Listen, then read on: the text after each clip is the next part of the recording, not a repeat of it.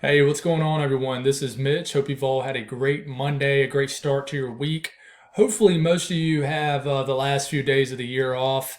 Hopefully, it's at least a short week for you guys. I know for me, I work today, I work tomorrow, and then I work Wednesday, and then I'm off the rest of the year. So, hopefully, most of you, it's the same kind of situation. But in this video, really going to break down what we've been talking about the last two videos, and that is the potential for significant weather. It's going to be very active the last several days of the year. It's going to be a very active start to the new year. There's three separate things we're going to talk about, and two of them, the last two things we'll talk about, they're both from the same system, right? So the main topic of this is going to be severe weather. There's an event that's going to be unfolding here in the next 48 hours, and then there's another event from a big-time, major, significant, dynamic storm system that's going to ring in the new year, and that has a chance to bring even more significant, maybe even more significant severe weather. And it has a chance, I don't like to say this word, but it has a chance to bring some backside snow, maybe to the same areas that see severe weather 12 hours prior.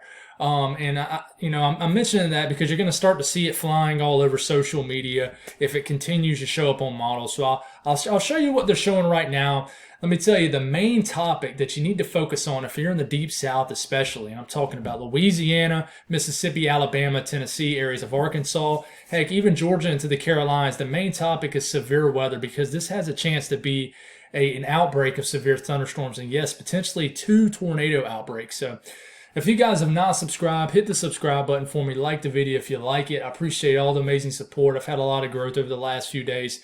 Guys, I'm just a guy that's very passionate about weather, who is blessed enough to talk about the people who want to hear about it. And you guys create an audience for me, so I'm incredibly blessed. Thank you all for the amazing support. I had a mission before at the beginning of the new year to get the 10K by the end of the year. So I'm still trying to push for that the last several days of the new year. But anyways, let's quit talking about that. Always want to mention, if you guys got anything I can pray for, please put it in the comments below so I can pray for you guys. And yeah. Also, I want to mention as I'm talking here, I do plan on right now potentially chasing not the event in 48 hours, but the event for the New Year's. This will be a big chase for me, and I'm also a storm chaser. So I plan on starting off 2022 definitely with a big system. So, I'm always looking for ways that you guys can donate to. Have my PayPal, my link. So if you guys, it's no pressure at all. I'm always bringing it up. There's a way to join my channel also. You guys, I'm blessed enough just to have what I have on YouTube. So thank y'all for the amazing support. Let's get going here. Slight risk for Wednesday into Thursday, already up. This is day 3. This has 48 hours to trend upward. So the next area for this to trend up is an enhanced risk. The Storm Prediction Center is already saying that it could potentially trend up to an enhanced risk, which is level 3 out of 5. What's going on here? So,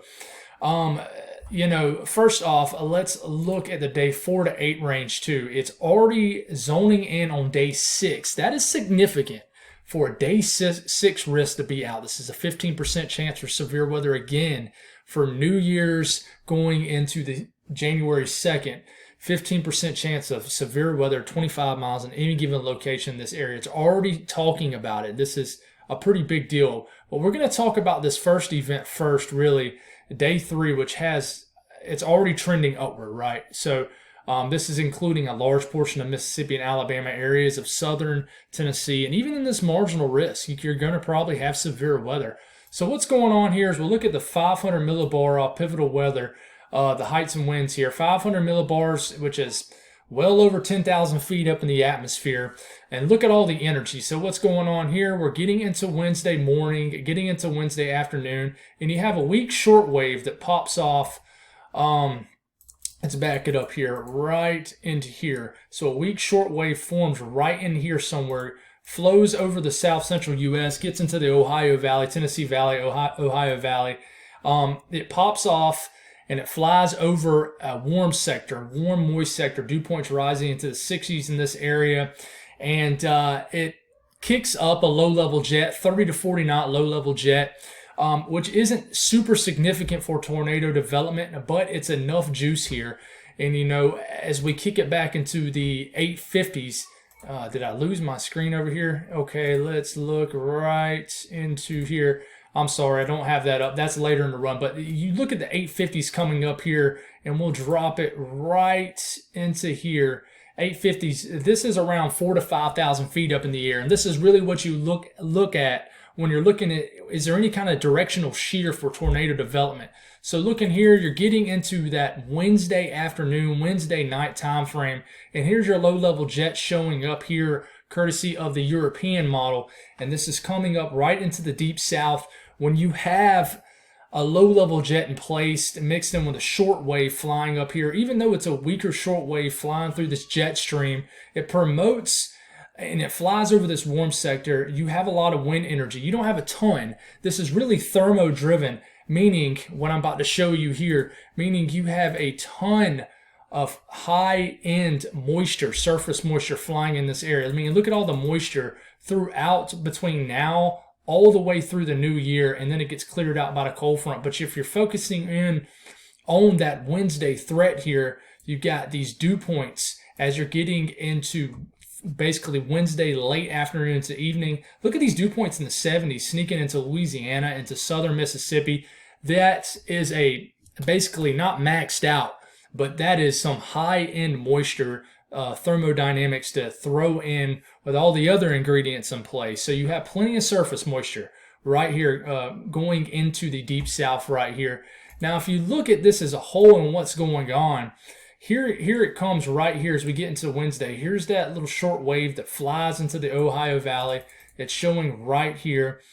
Now, one big question mark, and I'm about to show the short range models too because they're starting to come in range, is how much storm coverage is going to be here early in the day right in this area. If there's a lot of storm coverage, regardless, you're going to have more storms that fire up in this area right in here. And don't worry, guys, I'm going to get a lot closer here in a second to these areas. But it might kind of dampen the atmosphere as far as not as, basically you can't get as more explosive storms to fire up because of cloud cover, basically a stabilized atmosphere. You need destabilization to occur in these areas. You need the skies to clear and things like that, just like in summertime. So going forward here, you get these storms that fire up into the deep south right here. So you got the moisture in place, right? What does it look like as far as Cape, where you got this high pressure basically spinning way out here? And if you put this in quick motion, the Cape is flying around high pressure, just like the moisture is. If you put this really quick, high pressure right out here, and everything is spinning. So this high pressure is basically forcing these high-end dew points into the Gulf of Mexico and the Gulf states right here. So if you look at Cape, around the time frame where the storm system, where the short wave's going to be flying through, it's going to pull in these high Cape values. Short waves up here somewhere. Cape is starting to rise over 2,000. 1,500, 2,000 joules per kilogram. That is some high-end Cape, even higher than that, coming into southern Mississippi. With this low-level jet in place, you have ingredients definitely at bay for a tornado threat, not just a severe weather threat, but a tornado threat. So you throw in some Cape in the mix. We know that's there. We know that's an ingredient we need. So let's look at the NAM. As far as what the NAM is showing, let's make this a little bit bigger for the southeast. Now, watching these areas right here, this is the latest NAM. Watch as we get into Tuesday. There'll be some showers mixing in. Then we get into Wednesday morning. Look at all the storm coverage right here. Some of these could be strong to severe, but you notice how much storm coverage is already here as we're getting into Wednesday morning for Louisiana, Mississippi, and things like that. As we're getting into the afternoon hours, these storms could really start to get severe as Cape rises, heating rises, and then you have to watch these storms right here, just southeast of Memphis near Tupelo right here. Tupelo, sorry if I'm saying that wrong, guys. And then you have these storms right around the Arkansas, Mississippi, Louisiana border firing up here. And you got to watch out for these too. Any of these could have some spin to them. I know when you look at this, you're thinking, well, that doesn't look too bad at all. But these storms right here can be dangerous. Right into here, all these storms can have some spin to them. You got an 850 low-level jet flying over this region. It's going to put a spin to the atmosphere. So let's look at the latest long-range HRRR model. I will tell you, it looks very active in the morning time. But look as you're starting to get into the afternoon hours. This is as far out as it goes. Look at all this storm coverage. It looks more congealed. It looks more widespread. It just looks like a lot of moisture.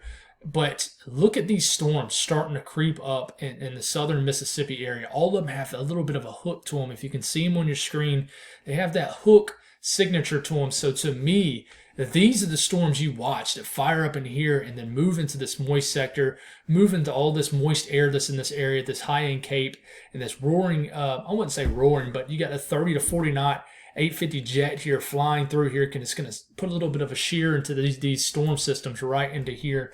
And here you go. If you're looking at the 850 jet right here, we're getting into Tuesday, and then this is when that surface, that weak mid-level trough flies over just to the north, well up here. So this is when the energy gets maximized. And you notice here, it's nothing too crazy, but we're getting into the afternoon hours, into the evening hours, and you have a little bit of a low-level jet flying in here. You go back and click a sounding right into here, and you have a tornado threat. Notice the photographs right here.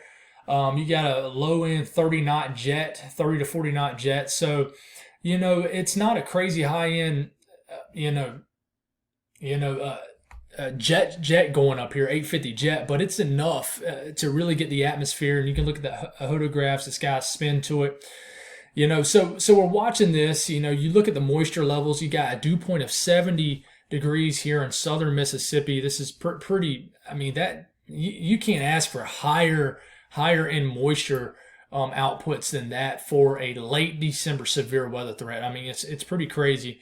But this 850 jet continues to fly over. Now, if you look at the other severe dynamics here, for example, we'll go on and click the EHI rating here, which basically mixes storm helicity with Cape.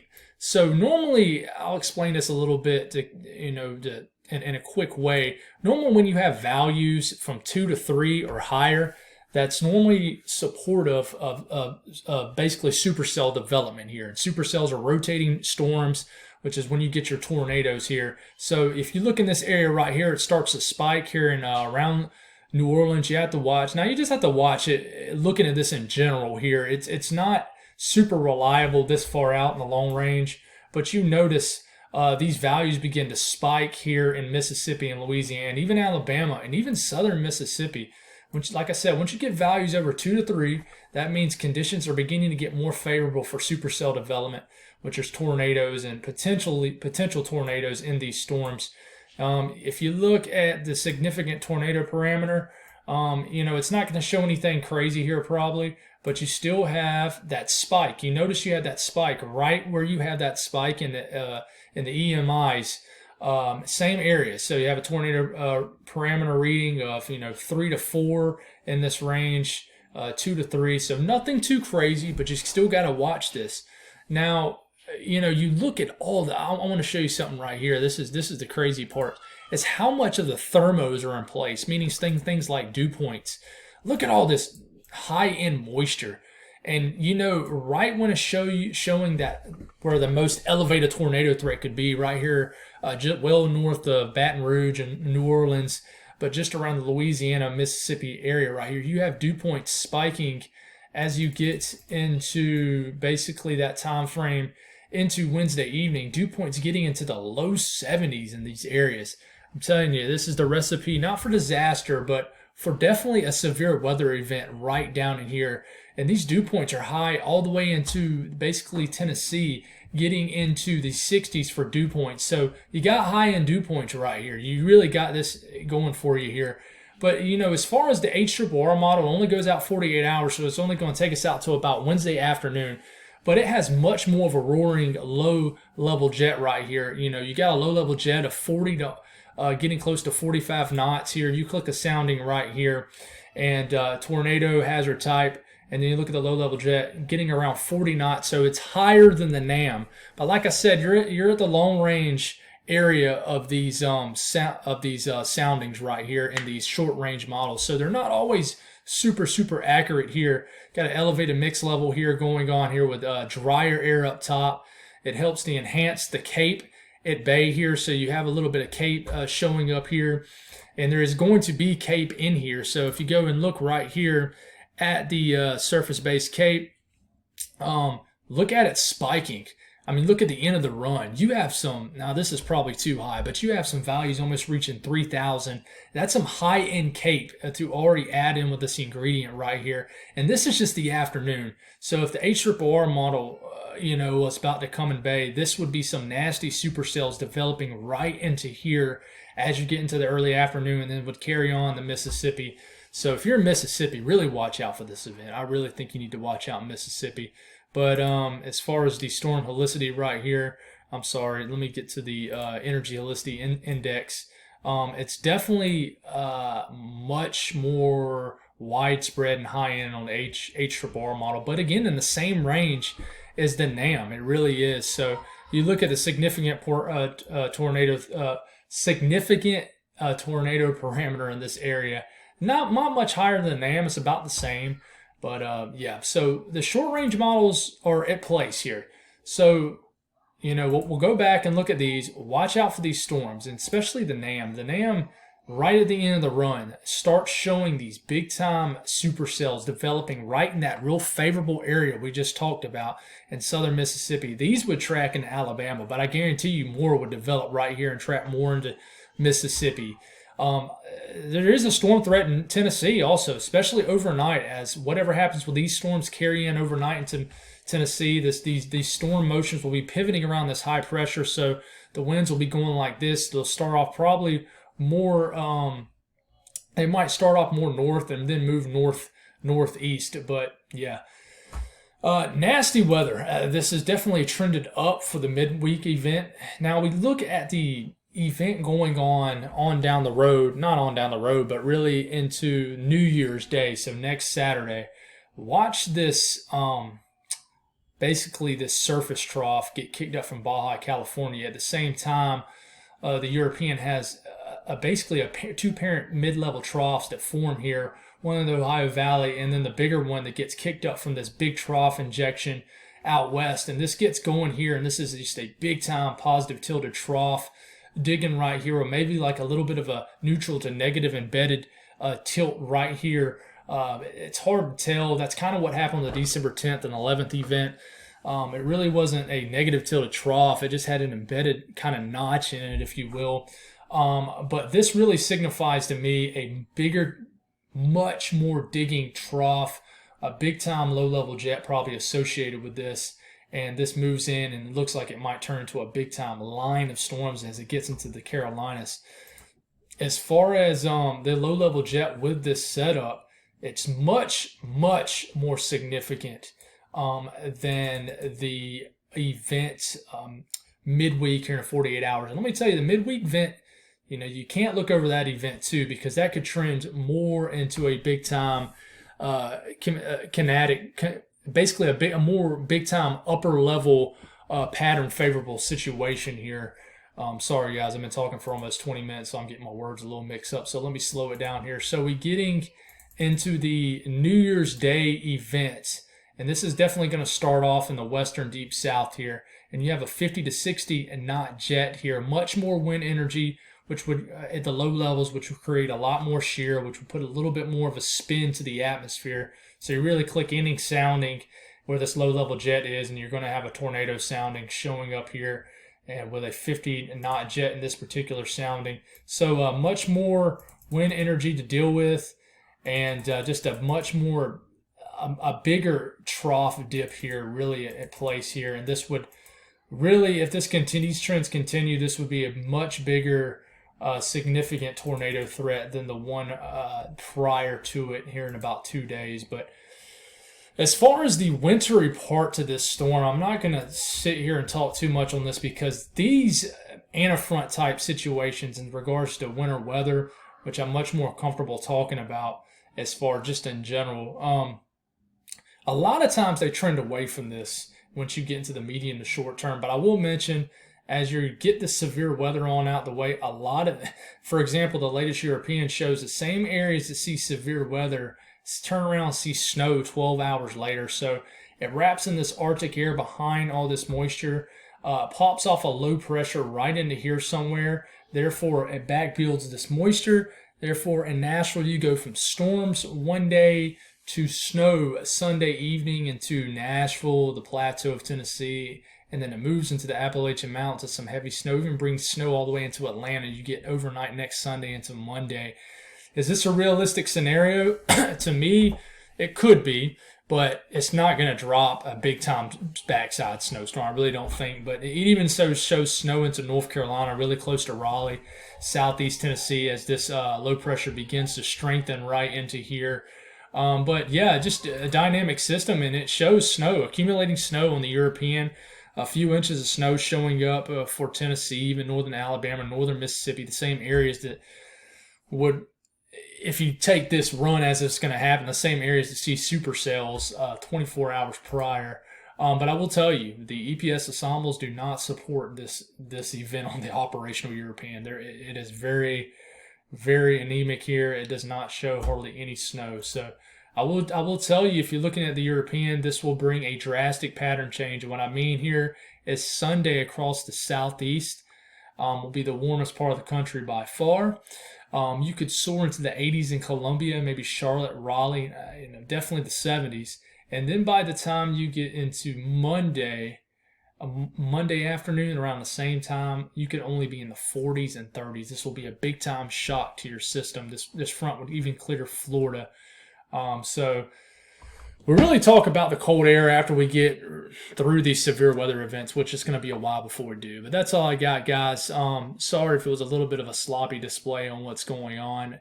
When there's like 2 or 3 things to talk about, it's hard to, in my head, focus in on one thing when there's a ton going on. So hopefully tomorrow we can get much clearer. Well, we will be significantly more clear on the event for Wednesday, and we'll start to get a little bit more clear for the event for New Year's. That's all I got, guys. Thank y'all for tuning in. God bless all y'all, and y'all stay safe.